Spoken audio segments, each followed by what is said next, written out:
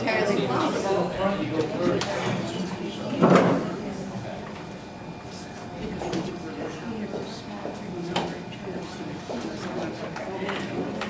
All right, thank you. Well, we have new microphones, so we hope you'll be able to hear us well, and we can hear ourselves well. Hello, come in, sit down. I thank you for your patience while we had a quick executive session before. I did call the meeting to order, but did not do a flag salute or anything of that sort. So we will be, as soon as I find my agenda, here it is. So the first order of business will be the Pledge of Allegiance, and the flag is over there by the window. Please stand. I pledge allegiance to the flag of the United States of America and to the republic for which it stands, one nation, under God, indivisible, with liberty and justice for all.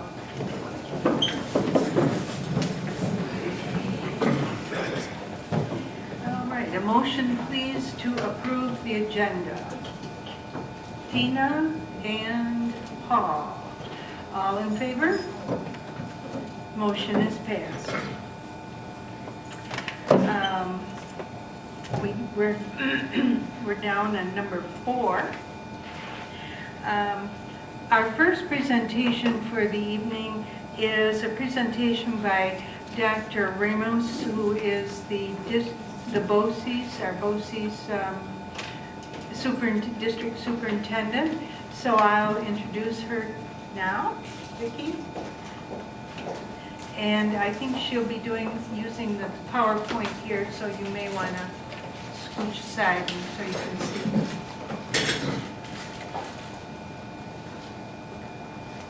All right. Good evening. I'm Vicki Ramos, and I am the district superintendent for BOCES, and you have the resolution asking me to do the search for your new superintendent. So that's what we're going to be talking about today.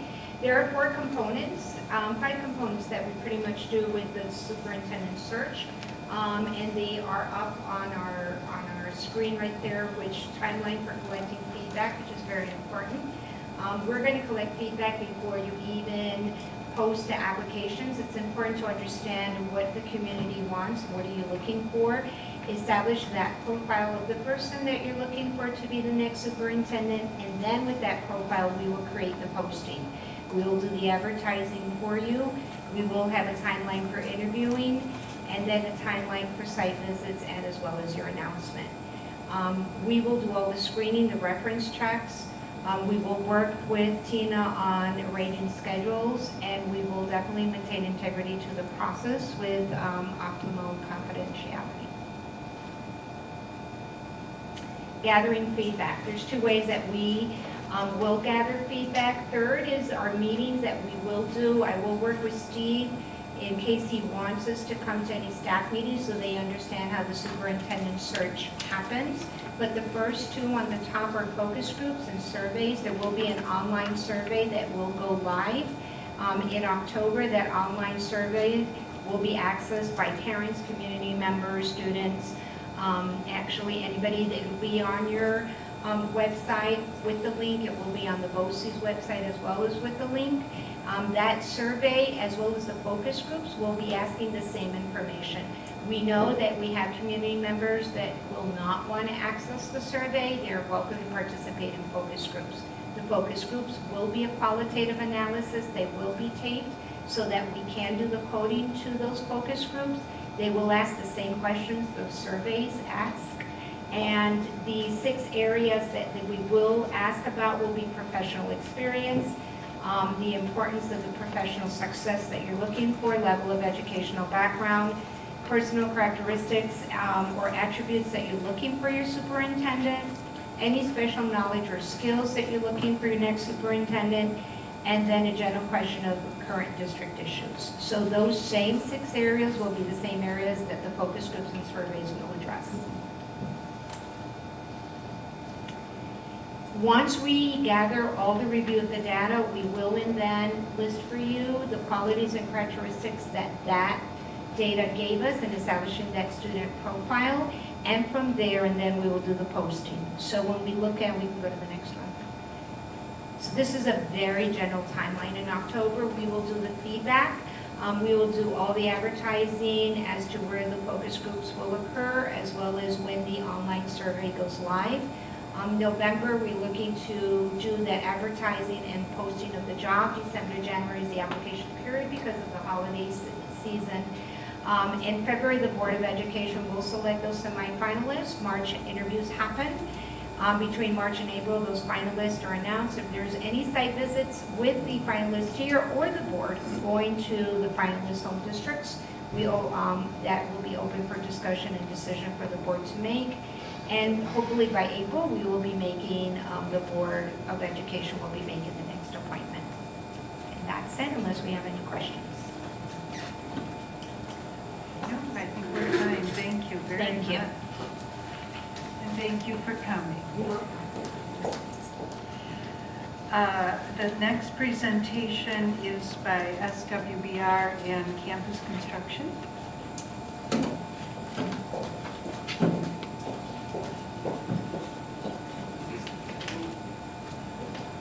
Hi everybody. I'll start. I'll give an update. First of all, congratulations and welcome back for the new 1920 school year. Although activities across your district to get occupancy were fairly limited, we are happy to report everything did open on time successfully. Highlights in this building that were completed over the summer, not real flashy, but the mechanicals, we got a new gas service, a new electric service, and a new emergency generator installed, so that all got in place. At the high school, the windows have been replaced, and a significant portion of the doors, although there's a couple more doors that do need to still be installed. We did get through all the design window replacement. So thank you to Dan and his team for chasing us out and getting everything cleaned up. We were going to kick off the school was a success. At the middle school, quickly on the updates, from last month, the roofing contractor has started to mobilize to get set up to replace the roof. In the second and the first floor, it's been ongoing mechanical rough-ins and metal framing. So the second floor is totally taking shape. Pretty much all these studs are in place, so you can kind of see, get a snapshot of what the layout's going to look like.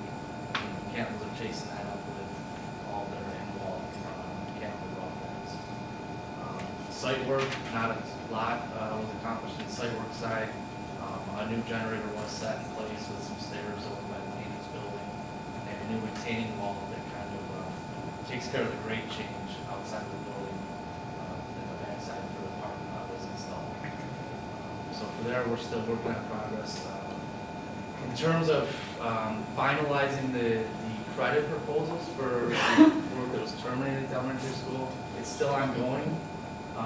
We've had some good communication, although we're still working on a deal with the general trades contractor. We're not prepared to bring a recommendation at this time to the board for an acceptance. That's still ongoing. And then at the middle school, with some of the revised documents that were issued during the summer, that's still ongoing also. We're still chasing some pricing to finalize the new contract values to bring a recommendation. So not a lot of progress from last month on the dollars and cents side, but in terms of construction, we did get through what I just read. So I'm going to open up to Dave if you want to offer or Got any questions?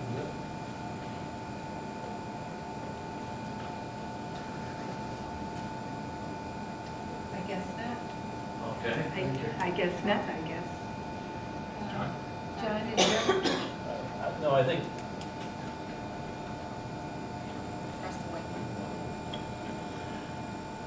so on your, wow.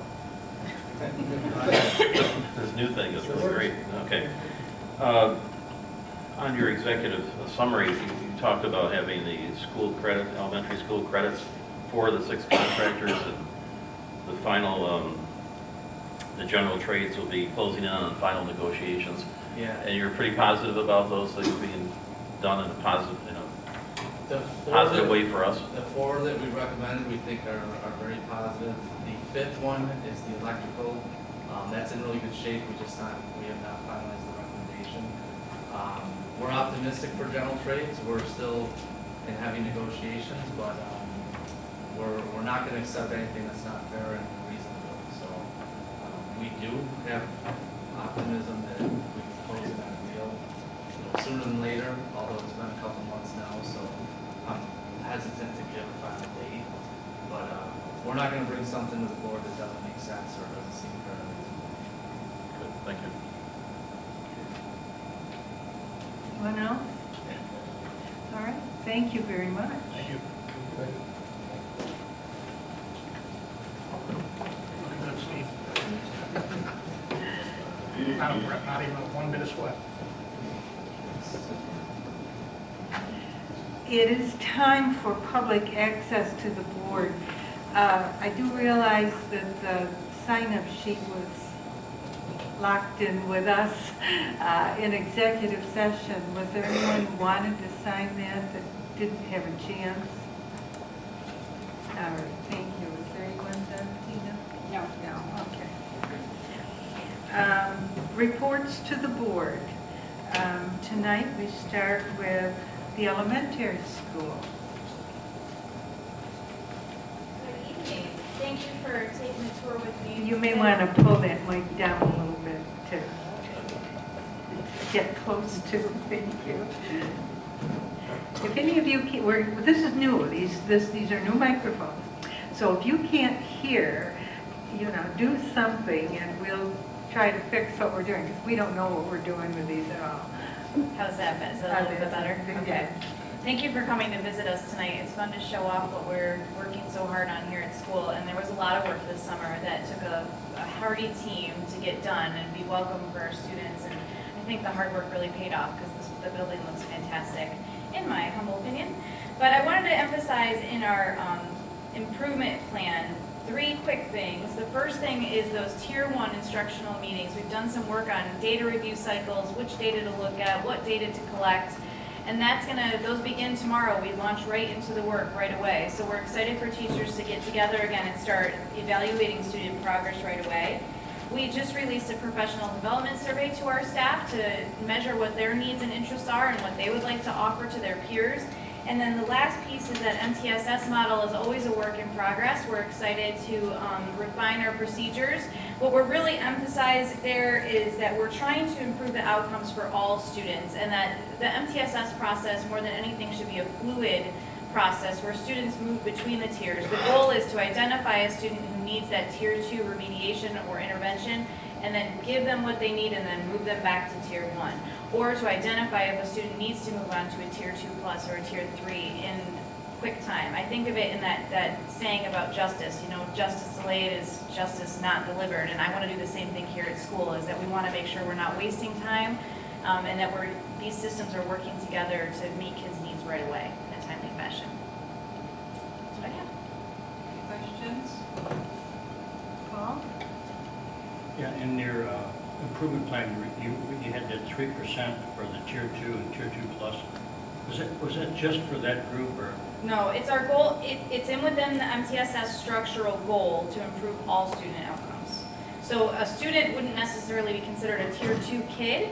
It would instead just be the system itself. You might enter into a Tier 2 need for math, for example, and then exit out. So it wouldn't really be possible to limit that just to a certain cohort of students. We're looking at improvement overall for the general 4th and 5th graders in ELA and math. Okay, thank you. Anyone else? John? For everyone here, I was impressed by, and I talked to you about this in the group that could hear me, the morning and afternoon meetings you have with staff and kids. The morning group, you can defuse problems, you can listen to their kids' concerns, and at the afternoon, you can, again, listen to the kids' concerns of the whole day and send them home on the bus. I think it's a very positive thing. The adults are closer to the kids, and that's a good thing.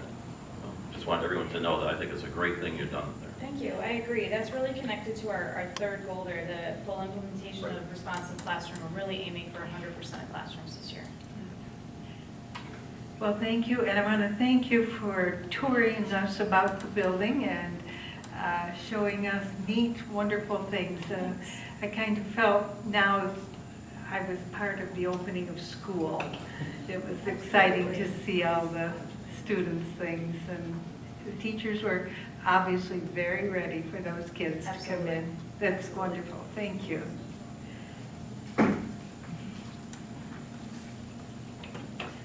Mr. Matthews for the middle school. Is that Mr. Matthews? Mr. Matthews unfortunately cannot be here because he had an event for his daughter at school. So he's excited to be there, but unfortunately he's missing this. So Well, we're you glad get the you're better half. here. Oh, thank you. I'm gonna tell him. So over the summer, him and I did a lot of work together, and it was a great experience to really gain knowledge from his experience as an administrator. So this year, we're actually rotating with our placement. So I'm at the elementary school one week, and he's at the high school, and then we flip-flop. So therefore, we're both seeing 5 through 8 this year. So I'm really looking forward to that. Over the summer, we did a lot of work with our action plan, and what we're trying to do is we used our data that we ended up looking at, which we saw that some of our subgroups were overrepresented. So students in poverty, students with disabilities. So we're really trying to target systems to really focus on addressing those needs. So our intended to goal is to focus on targeted instruction, SEL, and community engagement by coming up with effective systems. So that would be really just having triggers and being responsive. Some of our other goals would be, so Ms. Petricola, she attended a conference for leadership at Harvard and came back with this program, and she ended up showcasing it for all the administrative team called DataWise. And it was really just using the stakeholders to collect data, to analyze it, and that's kind of how we tried to lay out our focus for this year. So we're really trying to collect data, analyze it, and see if our systems are effective and how we can end up reinventing those to reach all of our students. Next month, we'll hopefully have more in-depth answers to our systems and what they're going to look like. We're working with our school leadership team, which is a stakeholder group of our teachers to really help them and help them, but also shepherd our action plan of where we're trying to go. Does anyone have any questions? I just have a comment. When I was reading through, the first thing that I was struck by was your change in the week-by-week flipping and getting to know all the students. I think you probably realized last year that wasn't the best arrangement, the way things were, and I think everybody's going to benefit this way. Absolutely, I think so. Change. Monday was like a fresh start of school for me because I'm in a new system, and last year being here, I was able to learn everything. Where now I'm up there and I'm learning all about different students, so it's been a good change. I think it'll be really effective. Paul? Yeah, I was impressed with how you broke up that information. You alluded to it. And Steve, you gave me a book even before I was on the board about poverty, which was very helpful. And I'm not sure what you do with that, but it struck me. And when you have 95% of the disciplinary is segregated to one group, so interesting. Thank you for doing that. Yeah, we're really focusing on social emotional learning, really trying to develop the whole child, not just academics, because they all come from different backgrounds. Very good. Thank you. Thank you very Thank you very much. Mr. Reed?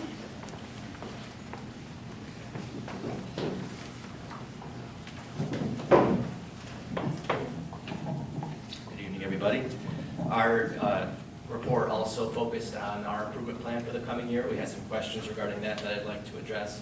The first question was about vertical alignment and the definition of vertical alignment. For our curriculum map specifically, that refers to alignment between the concepts and the vocabulary terms and the skills and the essential questions of our courses. We want that to be aligned course to course. So for example, are the vocabulary words and the concepts and the main ideas of World History 9 connecting to those of World History 10, connecting to those of U.S. History, so there's consistency for the students throughout the grade levels. Another question was regarding community involvement as it related to our STEAM goal. We're hoping to have community involvement in every facet of STEAM activities, have the community participate in, help develop STEAM activities in classrooms, after school activities. So that's something that our STEAM task force will be working on. And the final question related to our use of the term strategic plan, and whether that related to the district strategic action plan. And it does. Our family engagement and our enrichment groups will be developing goals specifically from the district strategic action plan to work on this year. We had a great opening, a lot of positive events that were indicated in our newsletter and in the report, so we're off to a good start. Yes, it looked like a great opening. Any other questions? John? I don't have a question, but I was impressed again with the, your concept of having quarterly assessments. I know you've done that before, but it's used to modify and change the goals of the teachers so that the kids in front of them, you're really testing, dipsticking to find out, did they really learn what you thought they learned? And that's important. I thought also the first day activities, we talk a lot about community affairs and what we want the community to know. I forgot how many people you had at your opening, but it was huge. And I think that was great, especially the jump from 8th grade to 9th grade can be pretty awesome. And I think doing those kinds of things very beneficial to the students in the long run. Yeah, we're grateful for the community to come out to that event. And one positive aspect of the transition here with the middle school is that our 8th graders were much more familiar with the building coming in 9th grade than they normally were. So it was a bit of a different year for us, but it was a great event to open the year. Lots of hot dogs. 400. That's right, that's the number. Yeah. And we didn't have one of those guys from July 4th there either, so. Thank you. All right, thank you, Ryan. All right, Kelly?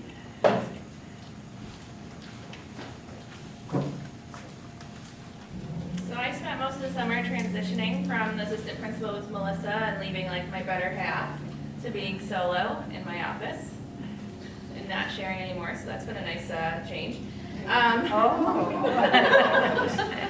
still go down and visit though. It's nice being down here. So I spent the second half of the summer really going to a lot of different professional developments that were targeted towards special education students and working through some state reporting that we had to complete.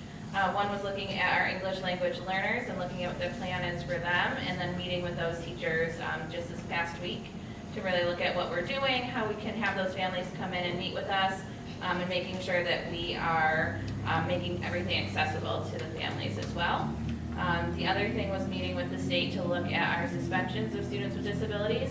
So I've been working with the state on that, giving them some different data, and then they're going to come back and give us suggestions as to how to support our students, especially our students who are disproportionate students with disabilities who are also white students. So we're going to look at that and think about how we can support those students and in turn support all of the students district-wide.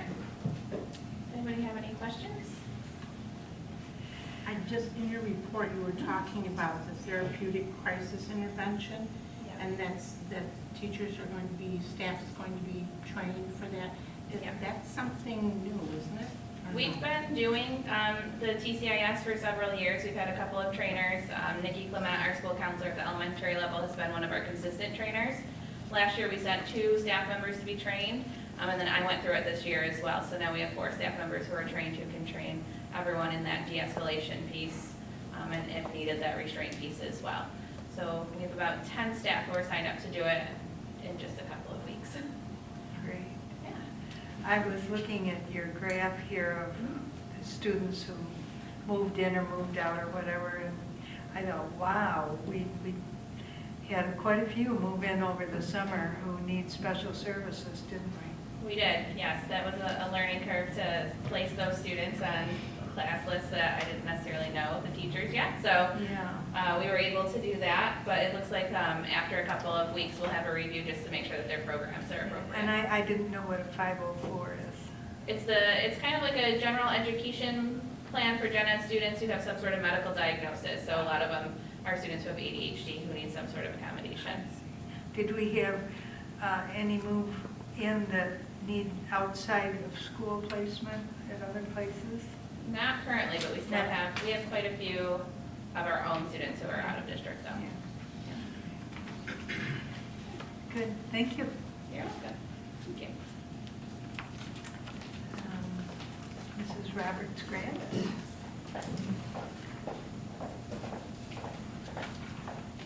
Good evening. To highlight my report, first part of the professional development I went to is our annual New York State Physical Education Athletic Association meeting to qualify any of our students who make regional or state competition. And at that meeting, NRW was recognized for being one of the schools that had 0 disqualifications. That's coaches, spectators, or players. So it was a really exciting announcement. And they gave us a banner and the years to put up in the gymnasium, and we hope to continue adding to that. This year, all of our 9 high school athletic teams are participating at full capacity. There's 2 schools in Wayne County that had all of their teams competing and didn't have to drop any teams, and NRW happens to be one of those. So we're excited. The cross-country team is up to 17 participants. So after a big sectional win last year, it's one of the largest teams I've seen. So we're excited to see them compete. The boys volleyball at the modified level is a new addition this year. We haven't had boys modified volleyball in quite a while.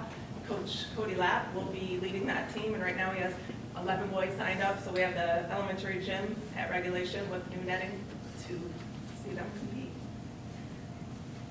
And at the back-to-school bash, we had over 100 families and students in the athletic informational meeting, so we were really happy to collaborate with the high school and Mr. Matthews to be able to collaborate together to make it a one-stop shop for families, so they didn't have to come back multiple times in 1 week, and I think that was a really great idea. And then lastly, important news, we have Red Creek's JV team, when they were not able to have a team for this year, they asked us if the players who were still interested that didn't make the varsity team, if they could merge with our JV girls. So we have 2 students who are coming and playing with our JV girls team, so that's a great addition, and to provide that opportunity for students to still be able to compete. And then we'll have an upcoming merger request for the winter, so that our girls can either compete with cheerleading or do the traditional game cheer or spirit cheer. So we'll host the spirit cheer, and then we would like to send the girls who still want to compete over to SOTUS. Any questions? Great. John, do you have something? I don't have any questions. You went through the things I thought were really great. I think the banner presentation should be in our newsletter. I think that's really significant thing for our community to see. The notification in the website of any changes that occur in the schedule, that's also something that's important to a lot of people in the community who want to go to a ball game and it's snowing or whatever, they don't go. Also, I think it's almost sad that we're only 2 schools have kept their athletic schedules, because athletics is super important. I know some schools, Newark specifically, is going to 8-man football, and we keep adding, and that's great. It's a positive for our coaches, our community, and our kids. Can you play 8-man soccer, by the way? I'm serious. Yeah. Yeah, I mean, we don't have it as an official team, but. But you can, though. Yeah. Okay, thank you. Paul? You noted also that the schedule is much easier to read. Oh, that was a great improvement. Great, thank you. Good.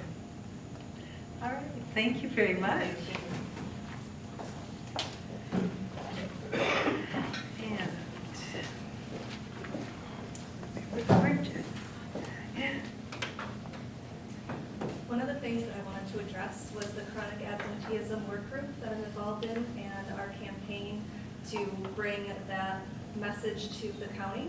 So a little bit of background on the campaign and the group that's working on that. It's being spearheaded by the Wayne County Partnership for Strengthening Families, and that's a group of about 27 different agencies through Wayne County. So Wayne CAP, Wayne County Health,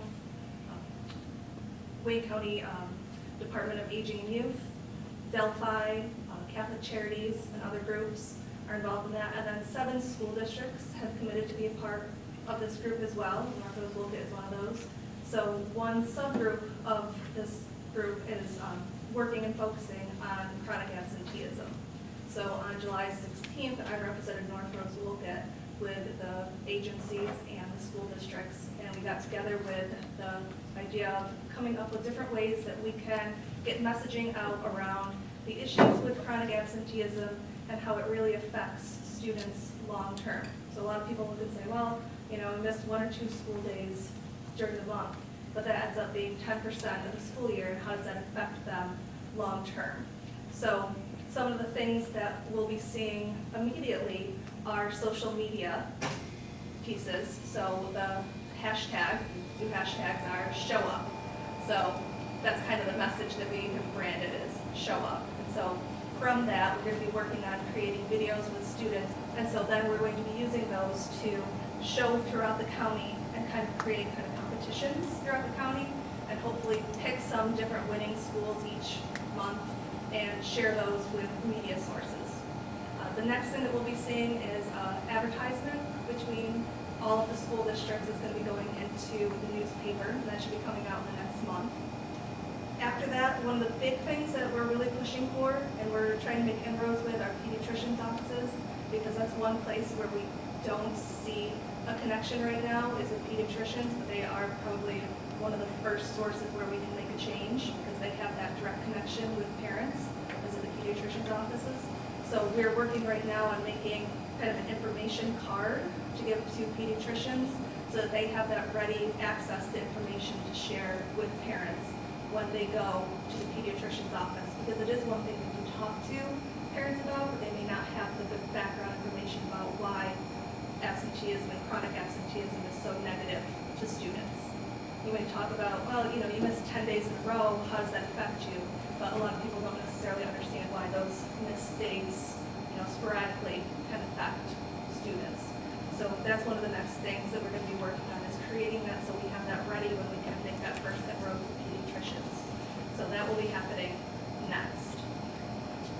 We're going to be meeting every other month on a small group basis, and then that group with all of the school districts in the large group is going to meet every summer.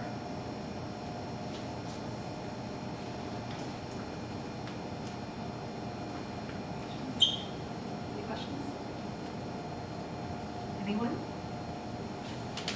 I think I saw an ad already about 2 school days a month impacting students, and I can't remember where it was. It might have been on, I don't think it was on a local station. It might have been a cable station. It was impressive because that statistic was pretty powerful. It is, and our goal is when we see this, we pin it onto our district social media.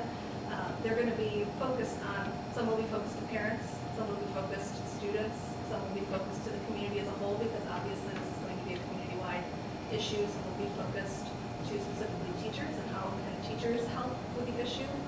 So it's really about getting everybody in the community to be a part of the solution, and first part of that is being aware of why it's an issue. And again, people really can see when you miss a big chunk of time how that affects the student, but it's really drawing attention to those sporadic days and how that affects students overall. Yep. And I also thought it was absolutely wonderful that over 300 kids spent their summer with the Lift and the summer the Escape. That was a good number. That was fantastic. And if we see up there, we're going to say thank you for our summer employees, because without them, we wouldn't have had that opportunity to do that. So. Okay, thank you.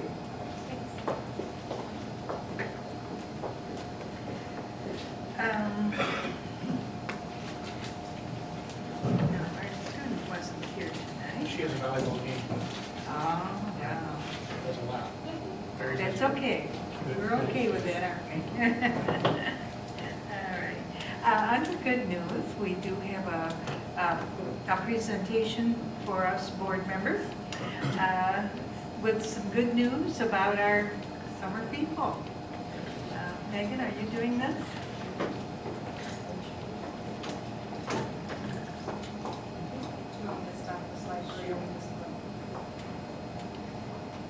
So we just wanted to really thank all the staff. Oh, did they turn it off? It's working. Okay. All the staff that worked this summer, because like Bridget said, without the staff members who are willing to work, we wouldn't be able to offer our students so many great opportunities. And we really do have many different programs in the summer that our students can take part in. The first that we wanted to acknowledge was Lift, which is our 7th through 12th grade students. And they had the opportunities to go to Fairhaven for field trips and other places on Fridays, and then really benefit from some really fun activities based on what students interests were and teachers' interests are on what they wanted to teach students. So that was a great opportunity. And then our summer escape program is similar to that, but for our younger students, our K-6. And this was actually housed at the Sodas Elementary School. They were gracious enough to let us use their space as we had construction going on in our district. And again, it had more of an academic component mixed with the fun in the afternoon. And then our Wayuga Summer School program, that's our credit recovery program that ended in students taking Regents classes. And that is through, actually BOCES runs that, but it's important to get many staff members for that because that's the actual credit bearing and recovery program for our students who really need those to stay on track for graduation. And our final program we wanted to acknowledge is our extended school year program, and those are for our students with disabilities who qualify to get 12-month programming. And that was also held at Sodas Elementary School. And those students were able to engage in field trips as well, but also had academic components based on their individualized educational needs, and also received therapies like speech and OT as needed per their IEPs. So you can see the number of staff members that we have listed up there. There was a huge number of students that we were able to serve and really give them quality programming throughout the summer. So thank you to everyone who gave your time this summer to serve our students.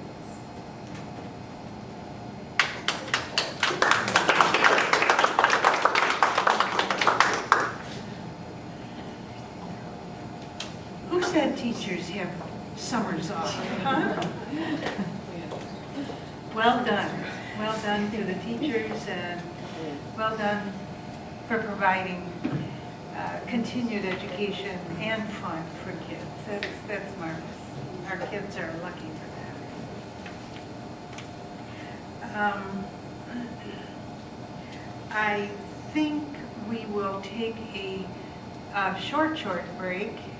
Some of you need to leave or may leave if you'd like.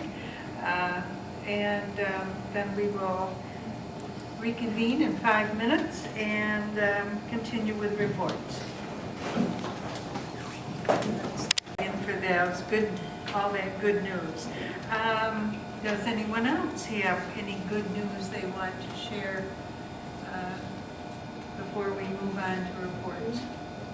Sometimes Paul and John, they keep track of the newspapers for us.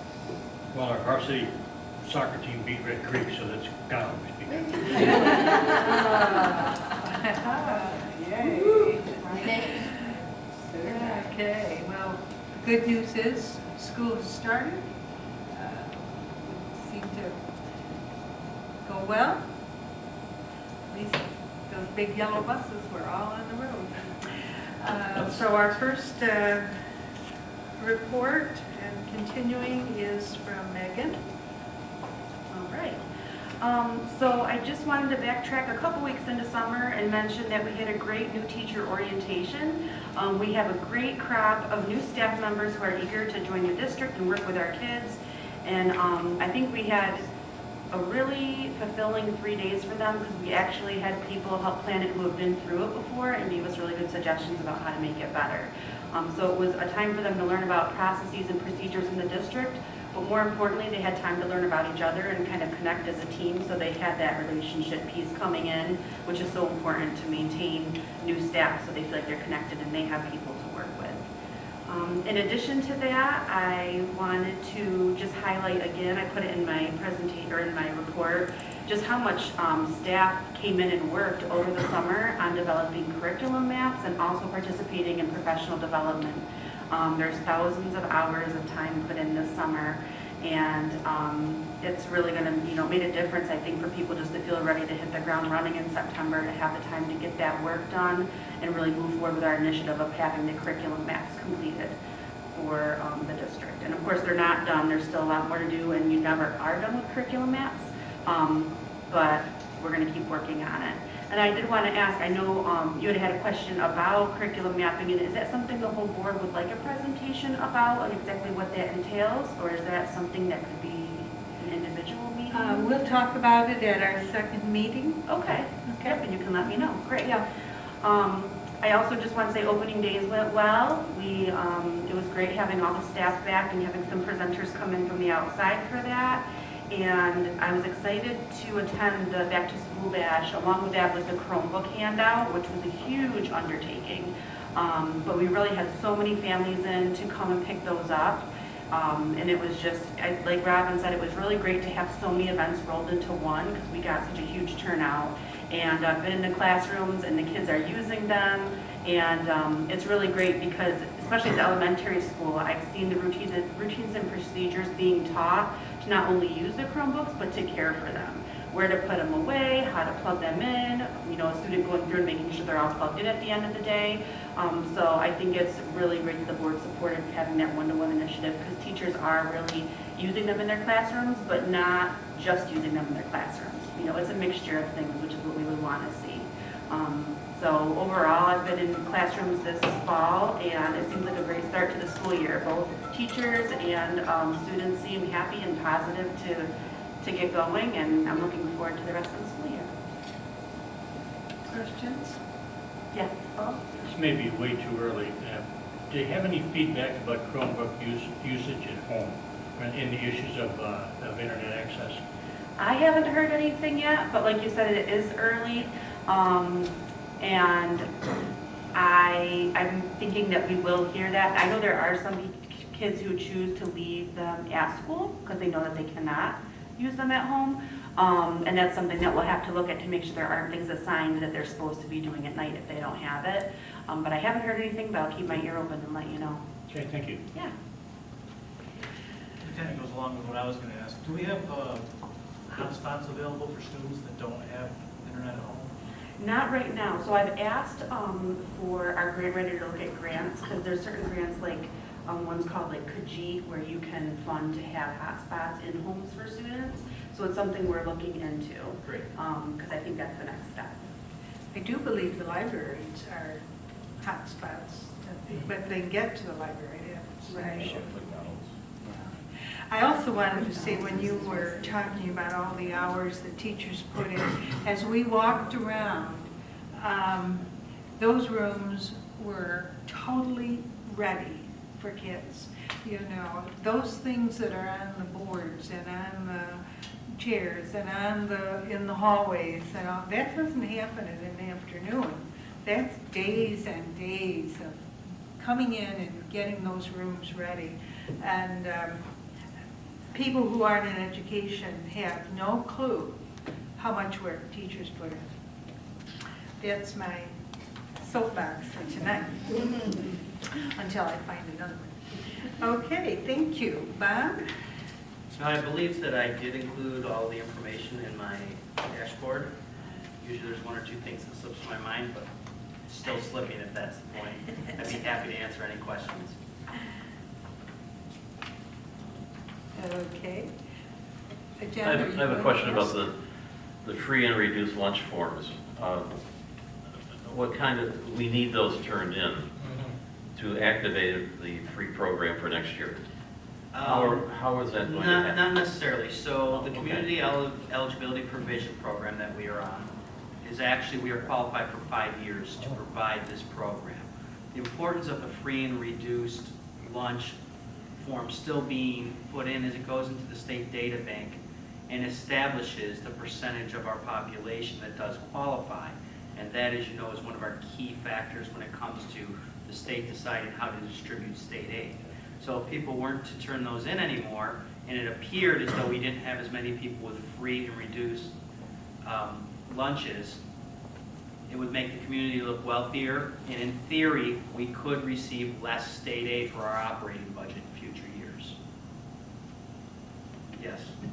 The forms are still critically important for the district as far as revenue. All right, anyone else? Thank you. And Steve? The only thing I wanted to add was I sent you 4 change orders that I received after I sent my dashboard, and wanted to make sure everyone received those, and I'll answer any questions if anyone has any questions regarding my dashboard. Well, I thought it was all very clear. Thank you. All right, we will move on to the consent agenda. A motion, please, to approve the consent agenda. Linda and John. Discussion and questions?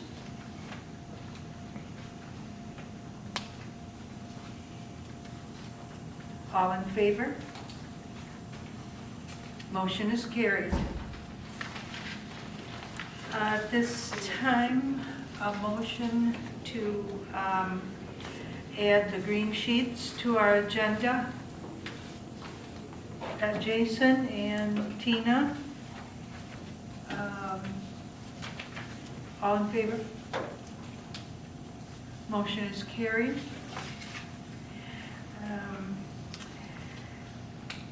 We will look at items A through J at this point, and I need a motion, please, to approve So moved. items A through J. So moved. Paul? Linda? Take a minute to look at them.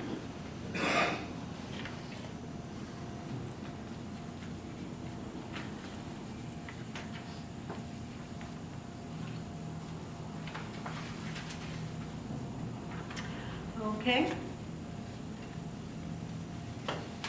All in favor? Motion is carried. And now, on the last page, page 4, a motion to approve items K through O. I wanted to say 0, but it's O. Motion, please.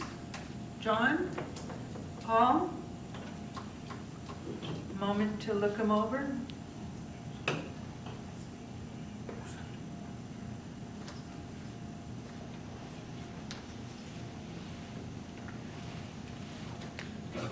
Okay, all in favor?